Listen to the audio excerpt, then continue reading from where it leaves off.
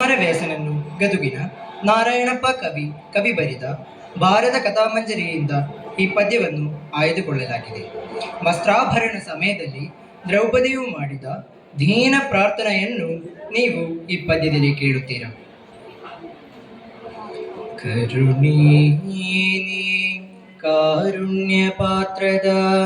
ತರಳತಾಧೀನಾರ್ಥಿ ದುಃಖೋತ್ತರಣ ನೀ ದೀನಾರ್ಥ ದುಃಖಿದಯಾಣು ಜಗವರಿಯೇ ಪರಮ ಪಾಲಕ ನೀನೇ ಗದ್ಯಂ ದರದ ವಿದ್ವಲೇ ತಾನಲ ನಿಷ್ಠೂರವಿದೇನೈ ಕೃಷ್ಣ ಎಂದ್ವರಳಿದಳು ತರಳಾಕ್ಷಿ ಮರದನಭ್ಯುದಯದಲ್ಲಿ ನೀನೆಂದರಿವನಾಪತ್ತಿನಲಿ ಮದಗಲಿ ಮುರುಗಿಸುವನುಬ್ಬಿನಲಿ ಕಳವಳಿ ಸುವನು ಕೂಟಿಯಲಿ ಅರಿಯುತಜ್ಞರ ಗುಣವ ದೋಷವ ನರಸುವರೈ ನಿನ್ನಡೆಯ ಕೃಪೆಯನ್ನು ಮೆರೆಯಲಾಗದೆ ಕೃಷ್ಣ ಎಂದ್ವರಳಿದಳು ನಳಿನಾಕ್ಷಿ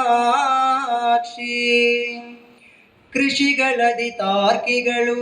ಕರ್ಮ ವ್ಯಸನಿಗಳು ಕೋಪಿದರು ಮಿಕ್ಕಿನ ವಿಷಯದರ ಹುನುಗಳು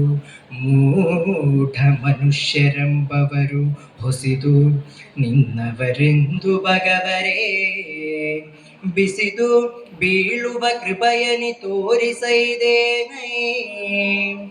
ಕೃಷ್ಣ ಎಂದೊರಳಿದಳು ನಳಿನಾಕ್ಷಿ ಕುಸುಮೊದಲು ಚಾತುರಾಸ್ಯ ಪರಿಯಂ ತೆಸವುದೇ ಭುವನದಲ್ಲಿ ಜೀವ ಪ್ರಸರ ವಿದ್ಯುದು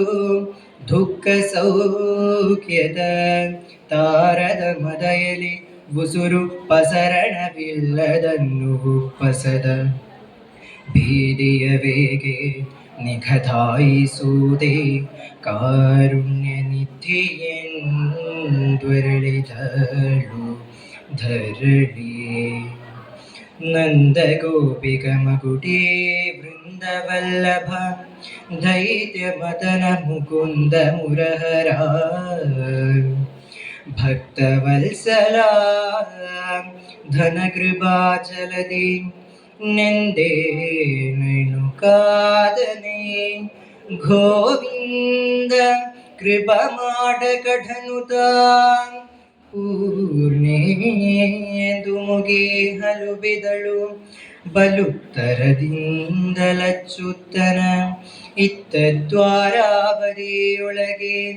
ದೇವೋತ್ತಮನು ಭಗುದರಿಗೆ ತನ್ನನು ತೆಂದು ಬದುಕುವನೆಂಬ ಪರಮ ಬೆದರ ನಿಷ್ಠಯನು ಚಿತ್ತದಲ್ಲಿ ನೆಲಗೊಳಿಸಿ ರುಕ್ಮಿಣಿ ಸತ್ಯಭಾಮಯೊರಳು ಸಮೇಳಧನತ್ತ ಸಾರಿಯ ಹರಹಿ